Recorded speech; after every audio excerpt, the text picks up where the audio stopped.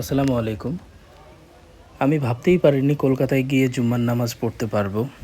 আমি একদম অবাক হয়ে গিয়েছিলাম। পরে জুম্মার নামাজ শেষ করে আমরা নিউ মার্কেটের উদ্দেশ্যে বের হয়েছিলাম। ট্যাক্সিওয়ালা দাদা অনেক ভালো মনের মানুষ। ওনার সাথে রাস্তায় যেতে যেতে অনেক কথা হয়েছে। আপনারা যখনই কলকাতায় যাবেন, দাদাকে পেলে আপনারা ওনার ট্যাক্সিতে উঠবেন। ওনার ব্যবহার অনেক ভালো, অনেক অমায়িক। উনি ভাড়াও কম রাখেন। আমার কাছে বেশ কম ভাড়া রেখেছে অন্য তুলনায়। স্থানীয়দের কাছে যা জেনেছি তার তুলনায় অনেক ভাড়া কম রেখেছেন উনি। এবং আপনারা যারা জায়গা চিনবেন না, উনি খুব সুন্দর করে আপনাকে সেই আপনার কাঙ্ক্ষিত স্থানে নিয়ে যাবেন। রাস্তায় যেতে যেতে দাদা অনেক কিছু জীবনের গল্প শোনালেন। আমিও দাদার সাথে গল্পে মেতে গিয়েছিলাম। খুব ভালো লাগছিল। ভুলেই গিয়েছিলাম, মনে হচ্ছিল যেন আমি বাংলাদেশেই আছি। এত সুন্দর সময়, এত সুন্দর দিন কখনো ভুলবো না। খুব স্মৃতিমাখা সময়গুলো। তো দাদার সাথে যেতে যেতে হঠাৎ ছোট্ট একটা ট্রাফিক জ্যাম। আমি ভেবেছিলাম বাংলাদেশের মতো হয়তো অনেকক্ষণ দাঁড়িয়ে থাকতে হবে। পরে না দেখি কিছুক্ষণের মধ্যেই জ্যামটা ছেড়ে যায়। আমার কাছে কলকাতার দৃষ্টিনন্দন মনে হয়েছে সবথেকে বেশি এই হলুদ ট্যাক্সি আর ট্রাম সার্ভিস। প্রাচীনকাল থেকেই কলকাতাবাসীকে সেবা দিয়ে আসছে এই হলুদ ট্যাক্সি। আপনাদের বলা হয়নি, মাঝে আমি ট্যাক্সি চেঞ্জ করেছিলাম অন্য জায়গায় যাওয়ার জন্য। তো ট্যাক্সি ড্রাইভার দাদা পরিবর্তন হয়ে গিয়েছিল। এই দাদাকে নিয়ে আমি আমার একটা কাজ করে আমি আবার ওই দাদার ফোন নাম্বার নিয়ে রেখেছিলাম। দাদাকে আমি ফোন করে ডেকে নিয়েছিলাম, দাদা আপনার ট্যাক্সিতে করে আমি আবার নিউ মার্কেটে যেতে চাচ্ছি। পরে দাদার ট্যাক্সিতে করে আমি আস্তে আস্তে নিউ মার্কেটের উদ্দেশ্যে চলে যাচ্ছিলাম। আপনারা দেখতেই পাচ্ছেন এত সুন্দর দৃশ্য আপনারা কলকাতা না গেলে আর কোথাও দেখতে পাবেন না। সারি সারি হলুদ ট্যাক্সি আর পায়ে হেঁটে সেই প্রাচীনকালের রিক্সা, একদম দৃষ্টিনন্দন। আপনাদের একটা বিষয় বলে রাখি, আপনারা যারা কলকাতায় আসবেন আপনাদের জেনে রাখা ভালো, হলুদ ট্যাক্সিতে ভাড়ার পরিমাণ অনেক বেশি। তাই আপনারা যখনই আসবেন ড্রাইভার দাদাদের সাথে আপনারা কন্ট্যাক্ট করে নেবেন, ভালোভাবে কথা পাকাপাকি করে নেবেন। ড্রাইভার দাদার অবশ্য অনেক ভালো হয়, ওনাদের সাথে কথা ক্লিয়ার কাট করে নিলে আর কোনো সমস্যাই হয় না।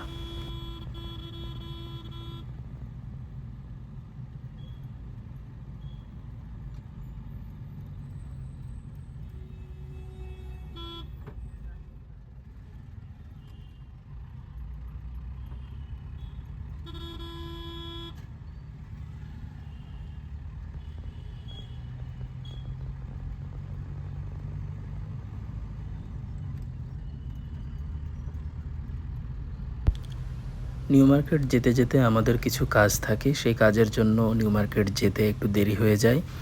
দাদা অনেক ভালো হওয়ার কারণে আমাদের কাছে তেমন ভাড়া রাখেননি। অবশেষে আমরা নিউ মার্কেটে চলে গিয়েছিলাম। সুন্দর, রাত্রের ভিউটা ভীষণ সুন্দর ছিল। আপনারা যখনই নিউ মার্কেট যাবেন রাত্রের এই ভিউটা মিস করবেন না। আপনারা অবশ্যই দিনেও যাবেন, দিনের বেলাও একরকম সুন্দর লাগে, রাতের বেলাও অনেক সুন্দর লাগে।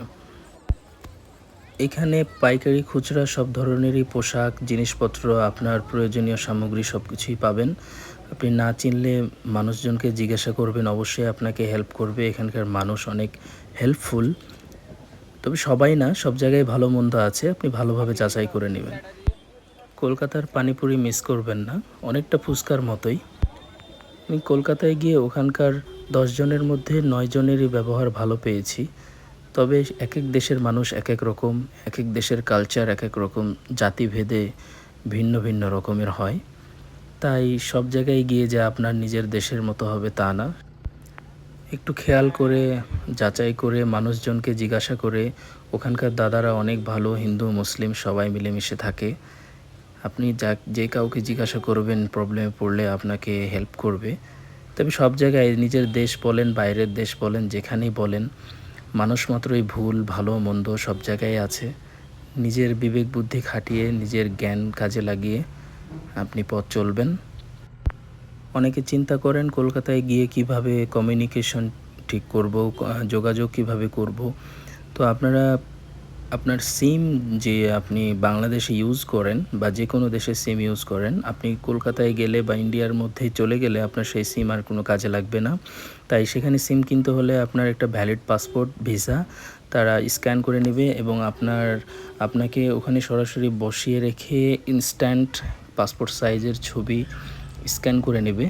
তারপর আপনাকে 10 থেকে 20 মিনিটের মধ্যে বা 15 মিনিটের মধ্যে আপনাকে রেডি সিম দিয়ে দিবে।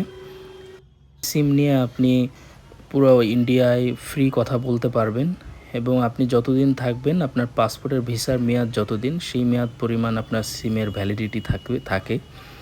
আর যদি দেশের বাইরে কথা বলতে চান সেক্ষেত্রে আপনাকে আলাদাভাবে রিচার্জ করতে হবে। সবাই ভালো থাকবেন, পরবর্তী ভিডিওতে আবার দেখা হবে। খোদা হাফেজ।